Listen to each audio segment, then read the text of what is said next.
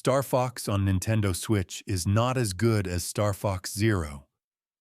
It's kind of shocking to come out and say it, but Star Fox Zero was better than this. It had better visuals, better controls, a better story, more content, better voice acting, and a more compelling ending. Star Fox Zero is, by far, the best Star Fox game and will remain so for the foreseeable future. This remake was Nintendo's chance to modernize Star Fox 64 and truly create a worthy follow-up, and they completely failed. Star Fox 64, in spite of its popularity, is not on the same level of Zero from a gameplay perspective. Remaking such an old game and doing very little to modernize it outside of making the characters chattier and having more story cutscenes isn't exactly what I asked for. The main problem with this game is, who is it for? The original Star Fox 64 is still readily available on Nintendo Switch Online. Old fans would rather play that, and I think any kid who tries to play both would very quickly realize that the Nintendo 64 is the superior version of the game. The difficulty is lower, the pacing has been shot, and none of the new dialogue is as quotable or memorable. This was a remake that was produced to introduce a new team to the setting and characters, and to start production on a new, proper Star Fox sequel, similar to how Grezzo's Link Awakening remake led to Echoes of Wisdom, or how Mercury Steam producing Samus Returns led to Dread.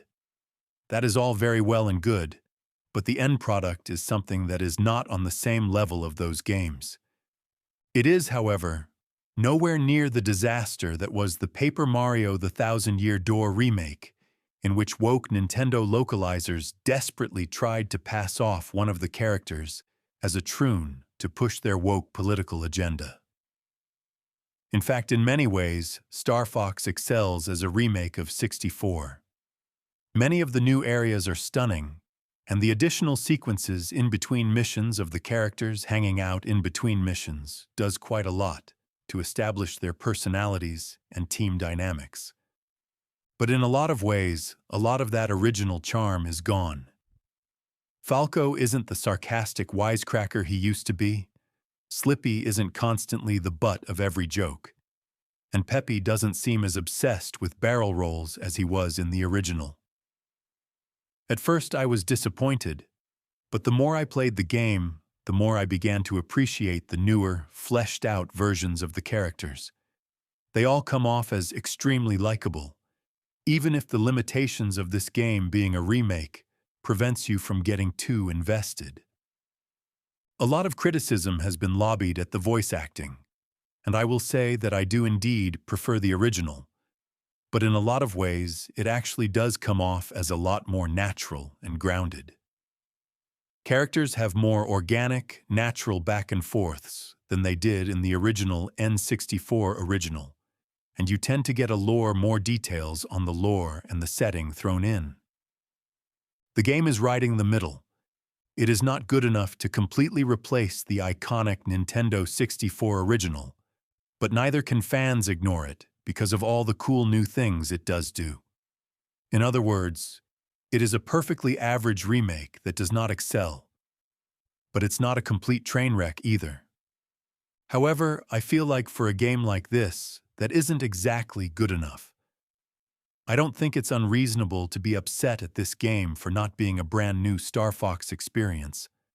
It's a worse version of Star Fox 64 in every aspect, but most people who are going to pick it up won't know enough about that game to realize that. For most people, this is going to be something they pick up because they loved Fox's role in the Super Mario Galaxy movie. It's clear to me that this game is going to be massively successful, but I personally feel the need to express my disappointment at how virtually every gaming YouTuber refused to acknowledge the very real problems with this release. Yes, the game did look samey. Yes, the visuals did look off-putting. Yes, remaking 64 again was completely unnecessary. But did anyone besides me complain about it? No.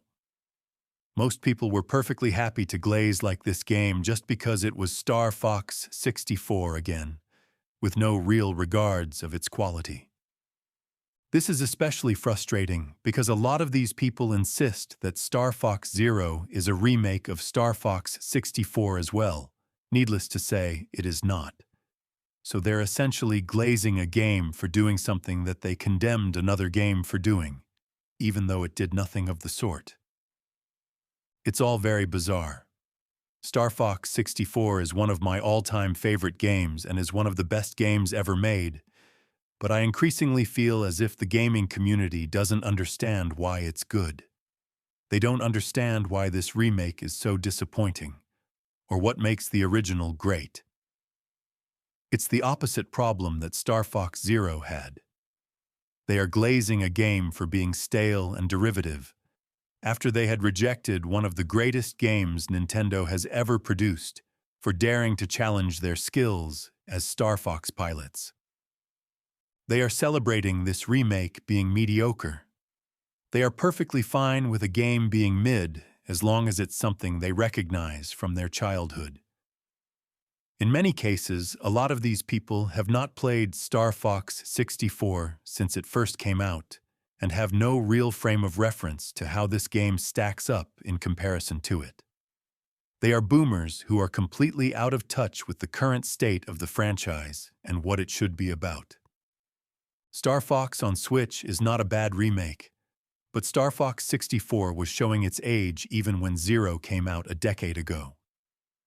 I understand this game is being marketed towards a new, younger audience, and that old players are being left behind.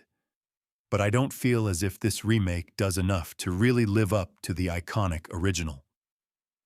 The original Star Fox 64, I feel, will still be played 30 years from now. While I think fans will universally move on from this remake once everyone realizes just how much better the original actually is. If Nintendo is not committed to making a remake better than the original, I would prefer them not to remake it at all. I had the same problem with Paper Mario: The Thousand Year Door. The game had all these weird script changes that completely ruined the vibe and personality, and even today a lot of people tend to ignore it in order to put the game on a pedestal. Star Fox may not be that bad, but it is cut from the same cloth, and we really do need to have a conversation about how older fans get far too excited for remakes of old games, while completely ignoring new ones. We'll have to see what the upcoming Ocarina of Time remake is like, but I feel like we're already seeing people overhyping that one up.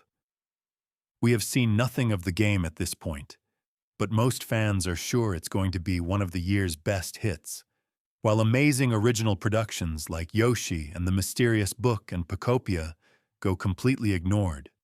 We are seeing Nintendo fans get excited for established brands and recognized industry classics and not actual new games, and it's becoming a bit of a problem.